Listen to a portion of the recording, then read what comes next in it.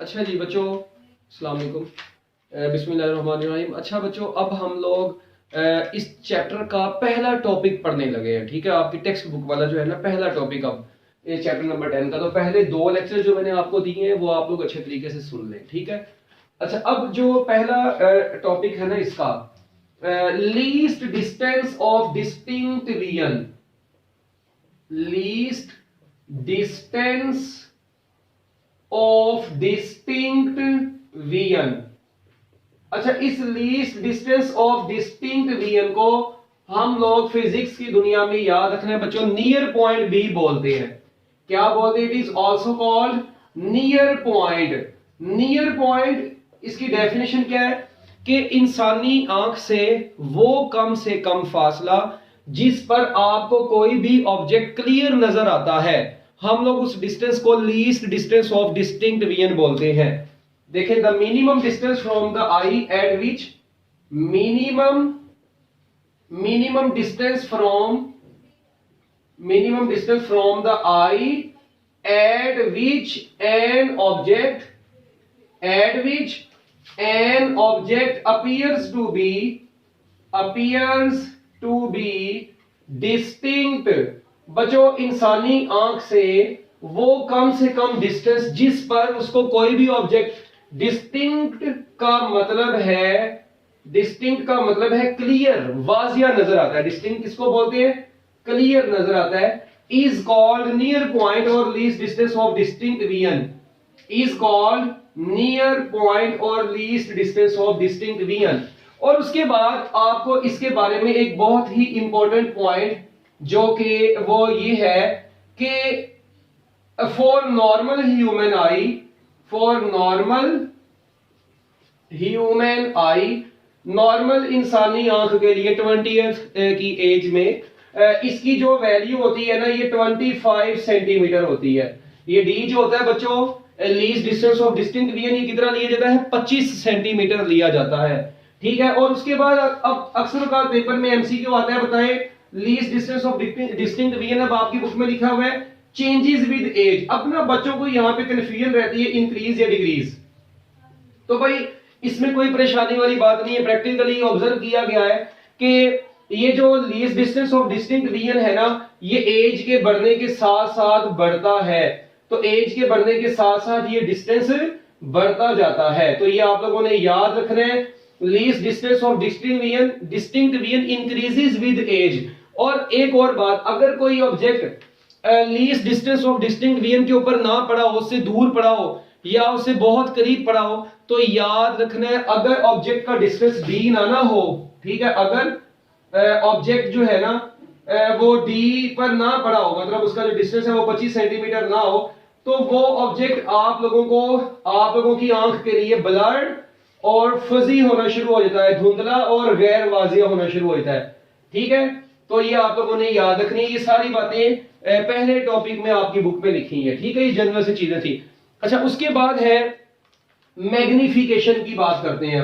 अब हमारी जो नेक्स्ट डिस्कशन है वो है मैग्निफिकेशन, और उसमें हम लोग सबसे पहले स्टडी करेंगे मैग्निफिकेशन में दो तरह की होती है बच्चों, ये आप लोगों ने याद रखना है। उनमें से हम लोग सबसे पहले डिस्कस करने जा रहे हैं लीनियर मैग्निफिकेशन को।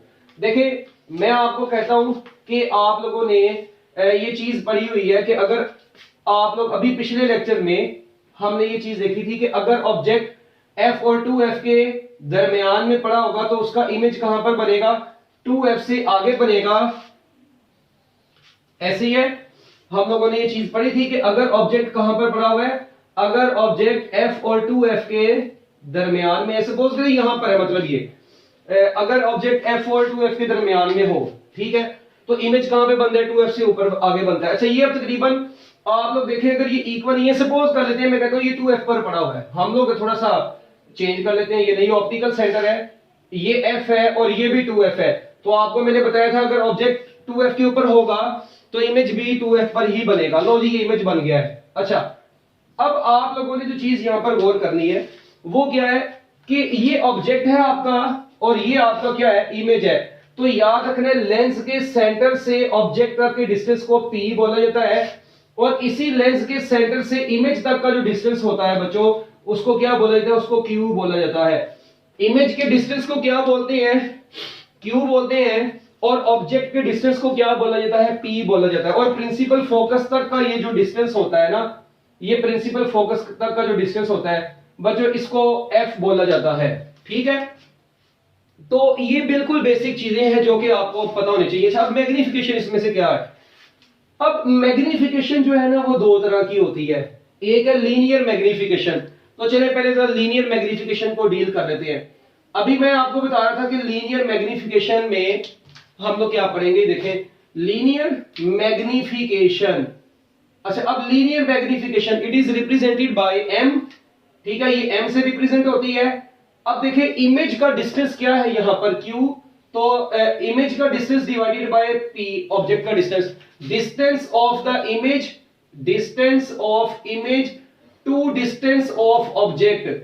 ऑब्जेक्ट का डिस्टेंस और इमेज के डिस्टेंस की रेशो को क्या बोलते हैं बच्चों, हम लोग लीनियर मैग्निफिकेशन बोलते हैं। हम लोग इसी को m is equal to I over O भी बोल देते हैं, size of the image to the size of object, या इसको height of the image to the height of object भी बोल देते हैं, या अक्सर लोग इसको H I over H O भी बोलते हैं। तो इसके मुख्तलिफ नाम आप लोगों के सामने आ गए हैं, मतलब H I over H O ऐसे लिख रहे हैं, ऐसे लिख रहे हैं, ऐसे लिख रहे हैं, ज्यादातर मतलब ये दो यूज होते हैं। ठीक है, हम लोग ये यूज करते हैं, ये भी यूज करते हैं। तो अब इसके बाद इसका यूनिट की अगर बात करें तो याद रखना है, इट हैज नो यूनिट्स, इसके कोई यूनिट्स नहीं होते। ठीक है, इट इज प्योर नंबर, ये प्योर एक नंबर है।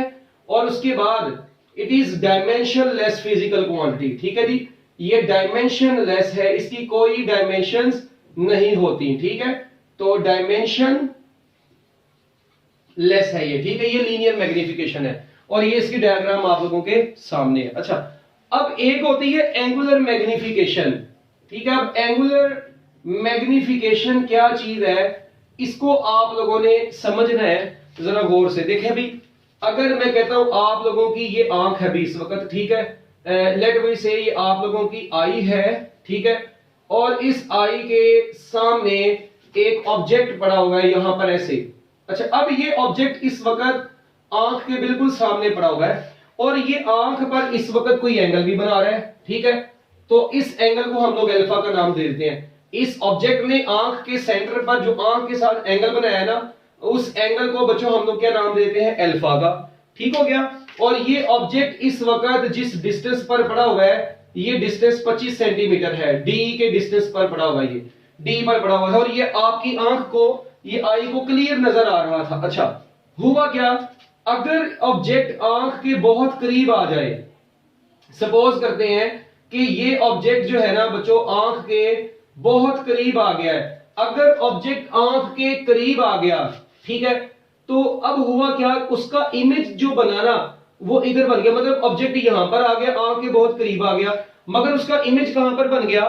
ठीक है, तो अब आपको पता है कि ऐसा क्यों हुआ है, जब आंख, इसको भूल जाए अभी, ये ऑब्जेक्ट आंख के इतना करीब आ गया कि आपकी आंख को ये क्लियर नजर नहीं आ रहा, ये मतलब आपकी आंख सपोज करें खराब हुई है, आपको ये ऑब्जेक्ट जो है ना नियर पॉइंट की बजाय इस पॉइंट पर दिख रहा है। आप लोग क्या काम करेंगे, अब आपने इसकी करेक्शन करनी है। ठीक है, आई का डिफेक्ट आ गया तो हम लोग डिफेक्ट्स ऑफ विजन आ गया, इसको करेक्ट करने के लिए क्योंकि ऑब्जेक्ट को दूर बनाना है, आपको करीब नजर आ रहे हैं, हम लोग यहां पर क्या यूज करेंगे, एक कन्वेक्स लेंस यूज कर लेते हैं। ये कन्वेक्स लेंस क्या काम करेगा, ये कन्वेक्स लेंस इस ऑब्जेक्ट का फाइनल इमेज बना देगा, उसको कन्वर्ज कर देगा उसकी रेज को। ठीक है, और अगर आप लोग गौर करें, यहां पर सपोज करें लेंस का प्रिंसिपल फोकस है और ये ऑप्टिकल सेंटर है, तो क्या ये, अब देखें ना, ये लेंस जो है ना ऑब्जेक्ट और आई के दरमियान में आपने फिट कर दिया लाके।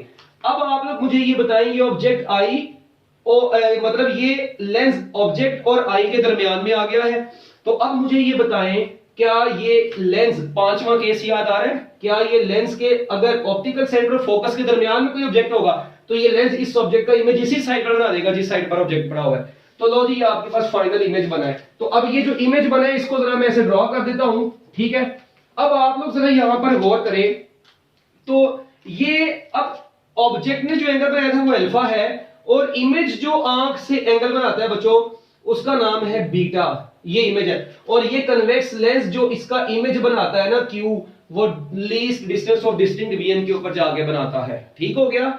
और आपको पता है Q माइनस डी होगा वर्चुअल इमेज के लिए, मगर अभी इसको हम कैलकुलेशन में जब यूज करेंगे तब बताऊंगा। अब देखें यहां पर ना अभी जो चीज समझने वाली थी वो है ये अल्फा क्या चीज है और बीटा क्या चीज है। Here alpha is angle made by the object, angle made by the object at unaided eye, unaided eye पर जो एंगल बन रहा है, अनएडिड आई उसको बोलेंगे जो विदाउट लेंस होगी, जो जिसकी कवरिंग नहीं हुई किसी भी ऑप्टिकल इंस्ट्रूमेंट के जरिए से। तो angle made by the object at unaided eye, जबकि ये बीटा क्या है, this beta is angle, angle made by the object, angle sorry angle made by the image, angle made by the image as seen through, as seen through optical instrument, as seen through optical instrument। तो लो जी बच्चों ये याद रखना है, angle made by the image ये वो angle है जो कि इमेज ने बनाया है। कब? जब आपने किसी ऑप्टिकल इंस्ट्रूमेंट को यूज करके देखा है, तो तब आंख पे जो एंगल बन रहा है वो बीटा है। और एक मजे की बात बता दूं मैं, इन दोनों की ये जो एंगुलर मैग्निफिकेशन होती है ना, angle made by the image to the angle made by the object की रेशियो होती है, क्योंकि ये एंगल्स की रेशियो है इसलिए इसको भी क्या बोलते हैं, एंगुलर मैग्निफिकेशन बोलते हैं। और आपको पता है ये अल्फा और बीटा स्मॉल एंगल्स है, तो याद रखना है वैसे भी हम लोग for small angles, small angles के लिए बच्चों हम लोग इसी को tangent beta over tangent alpha भी यूज करते हैं, और ये फार्मूला बहुत ज्यादा यूज होना है। So this is concept of angular magnification. Angular magnification is also called क्या नाम है अपना, एक होती है रिजॉल्विंग पावर, ठीक है, वो इससे अब एंगुलर मैग्निफिकेशन के बाद हम लोग उसको पढ़ेंगे। तो पहले मुझे ये बताना है आप लोगों ने कि ये लीनियर मैग्निफिकेशन और एंगुलर मैग्निफिकेशन आप लोगों को समझ आ गई है, क्योंकि देखें एंगुलर मैग्निफिकेशन ये चीज तो हम दोबारा भी आगे पढ़ लेंगे। मेन है angle made by the image over angle made by the object. और अगर आपने क्लियर करके डेफिनेशन देखे तो ये जो मैंने रेड लाइन से लिखा है ग्रीन ब्लॉक में एग्जैक्ट यही डेफिनेशन आपकी बुक में लिखी है। अच्छा अब एक चीज और, आपको पता है कि अगर कोई सपोज करे ये आपकी यहां पर ना ब्यूटीफुल आंख है, ठीक है, ये आपकी आंख है, एंगल जो ऑब्जेक्ट आंख से बनाता है उसको विजुअल एंगल बोलते हैं। अच्छा अगर ऑब्जेक्ट आंख से यहां पर है, इस डिस्टेंस पर है, फिर यहां पर है, फिर यहां पर है, फिर यहां पर है, तो मुझे बताएं इस वक्त एंगल बन रहा है जो आंख के साथ वो ये है, इस वक्त एंगल ये है, इस वक्त एंगल ये है, इस वक्त एंगल ये है। इसका मतलब जैसे जैसे ऑब्जेक्ट आंख से दूर जाता जा रहा है, जैसे जैसे ऑब्जेक्ट आंख से दूर जाता जा रहा है उसका आंख पर बनने वाला एंगल कम होता जा रहा है। तो ये याद रखना, और जब ऑब्जेक्ट आंख से बहुत दूर हो जाता है, उसकी रेंज से बाहर हो जाता है, तो वो अल्फा वैसे भी जीरो हो जाता है, मतलब खत्म हो गया वो एंगल ही, रेंज पैरेलल होगी तो मुकम्मल तौर पर। अच्छा पैरेलल को खैर छोड़े, जब ऑब्जेक्ट आंख से दूर जाता जाएगा तो उसका एंगल आंख से बनने वाला क्या होता जाएगा, कम होता जाएगा। ये भी एक बात याद रखनी है आप लोगों ने। अच्छा एंगुलर मैग्निफिकेशन भी हो गई, लीनियर मैग्निफिकेशन भी हो गई, least distance of distinct rear भी हो गया।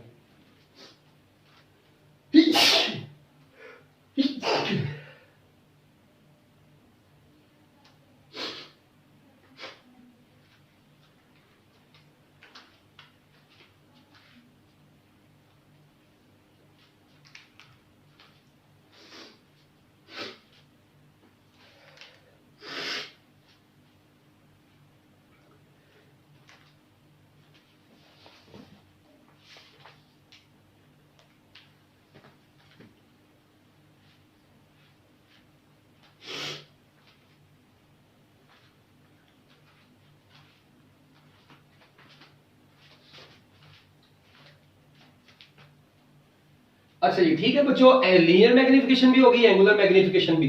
अब आती है आगे रिजॉल्विंग पावर, जो कि हमारी आज के इस लेक्चर की लास्ट हेडिंग होगी, रिजॉल्विंग पावर। अब ये क्या चीज होती है इसको देखते हैं। Resolving power of an optical instrument, सबसे पहले मैं इसकी डेफिनेशन लिखता हूं। रिजॉल्विंग पावर, रिजॉल्विंग पावर क्या चीज है? Resolving power of an optical instrument, resolving power of an optical instrument, of an optical instrument is its ability to reveal minor details. Resolving power of an optical instrument is its ability to reveal minor details of an object, of the object under examination. Under examination. देखिए भाई, resolving power और magnifying power, angular magnification is also called magnifying power, इसी को हम लोग magnifying power भी बोलते हैं। अच्छा, अब इन दोनों में फर्क क्या है? मैग्नीफाइंग पावर ना किसी चीज को बड़ा करके दिखाती है, किसी ऑब्जेक्ट को एनलार्ज करके दिखाती है, और मगर उसकी माइनर डिटेल्स के बारे में नहीं बताती।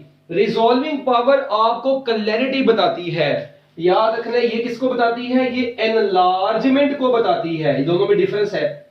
ये एनलार्जमेंट बताती है, जबकि ये क्या बताती है? ये क्लैरिटी बताती है, किसी ऑब्जेक्ट को क्लियर करके दिखाती है। तो माइनर से माइनर डिटेल्स के बारे में भी हम लोगों ने इंफॉर्मेशन किसी ऑब्जेक्ट की लेनी है, तो हमें अच्छे रिजॉल्विंग पावर वाला ऑप्टिकल इंस्ट्रूमेंट यूज करना पड़ता है।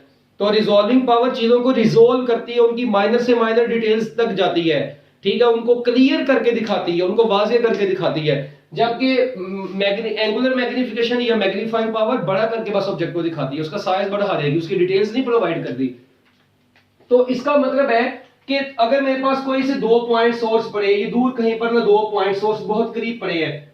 अब मुझे ये करीब, अब ना यहां पर मेरी आंख है, सपोज करते हैं ये, अब ये आंख से इतने दूर पड़े हैं कि मुझे ये एक ही नजर आ रही है, ठीक है। मगर अगर मैं ऐसा ऑप्टिकल इंस्ट्रूमेंट यूज करूं जो मुझे इन दोनों ऑब्जेक्ट्स को अलग करके दिखा देगा, तो बच्चों जो मुझे इन दोनों ऑब्जेक्ट्स को अलग करके दिखाएगा ना, इसका मतलब है कि उसकी रिजॉल्विंग पावर अच्छी है, क्योंकि उसने देखिए पास पड़े हुए करीब 3 ऑब्जेक्ट्स को भी अलग करके दिखा दिया।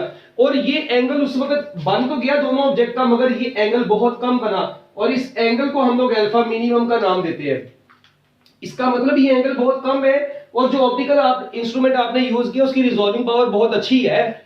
इसका मतलब ये होगा कि मैं कह सकता हूं अल्फा मिनिमम कौन सा एंगल है? 2 पॉइंट सोर्स, ये क्या है? 2 पॉइंट सोर्स, इधर ये 2 पॉइंट सोर्स जो कि आंख से बहुत दूर पड़े हुए थे, क्लियर नजर नहीं आ रहे थे। आपने आंख के पास ऐसा ऑप्टिकल इंस्ट्रूमेंट यूज किया जिसने 2 पॉइंट सोर्सेज को सेपरेट करके दिखा दिया है।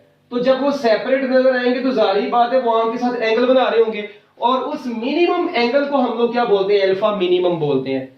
और अल्फा मिनिमम का जो फार्मूला होता है वो आप लोगों को याद रखना है, 1.22 लैम्डा ओवर डी होता है, ठीक है। ये अल्फा मिनिमम का फार्मूला होता है 1.22 लैम्डा ओवर डी। तो अभी मैंने आपको बताया जैसा कि रिजॉल्विंग पावर, देखिए अगर अल्फा मिनिमम कम है, इट मींस उसकी रिजॉल्विंग पावर अच्छी, उसने बहुत छोटे एंगल पर ऑब्जेक्ट को क्लियर करके दिखा दी, it means it has good resolving power. It means resolving power का अल्फा मिनिमम के साथ इनवर्स रिलेशन होता है।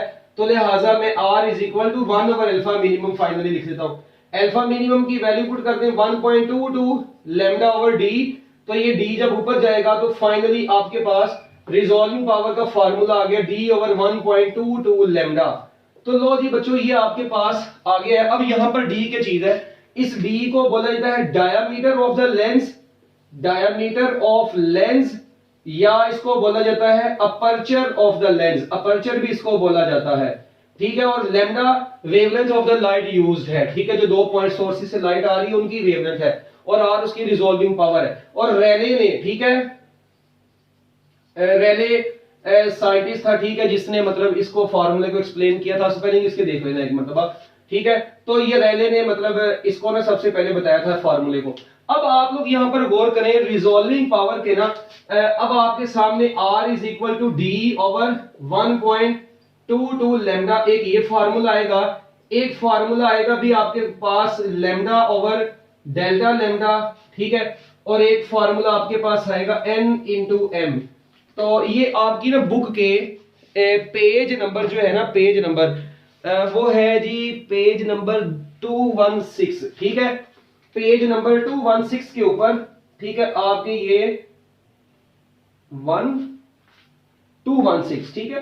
तो ये आपकी बुक का पेज नंबर 216 है, जहां पर आप लोगों ने ये देखने हैं। अच्छा, अब इनमें फर्क क्या है? यूजुअली ये जो फार्मूला यूज होता है बच्चों, ये वाला फार्मूला यूज होता है लेंस के लिए।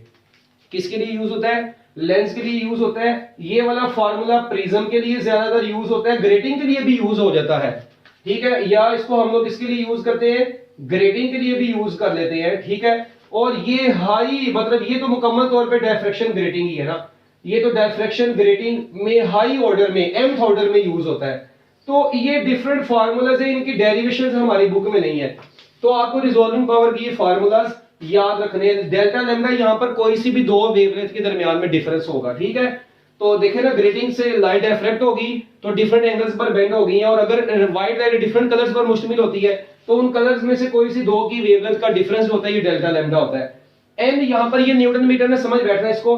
एंड यहाँ पर क्या है, नंबर ऑफ स्लिट्स है, ठीक है, और एम यहाँ पर ऑर्डर ऑफ ग्रेटिंग है, ठीक है, एम ऑर्डर है और एन यहाँ पर number of slits of the grating है। तो ये तीन रिजॉल्विंग पावर के फॉर्मूलाज भी आपकी बुक में लिखे हुए हैं। तो रिजॉल्विंग पावर के ये तीन फार्मूलाज, और ये बहुत इंपॉर्टेंट एमसीक्यूज हैं, ये सारे के सारे एमसीक्यूज में आते हैं, ठीक है, ये आप लोगों ने याद रखने, बहुत इंपॉर्टेंट एमसीक्यूज है।